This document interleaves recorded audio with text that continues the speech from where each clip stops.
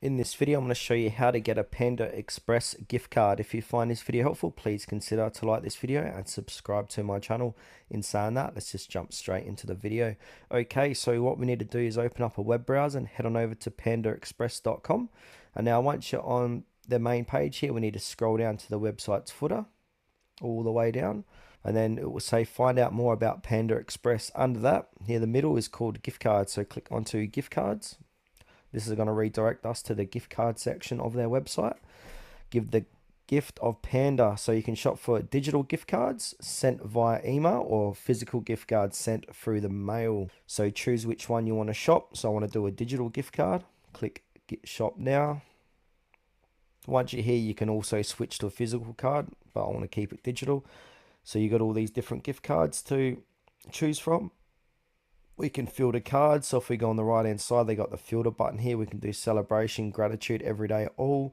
If I want to do celebration, click celebration. And if I want to send this UOC one, I'm going to select this card, and then this pop-up will appear.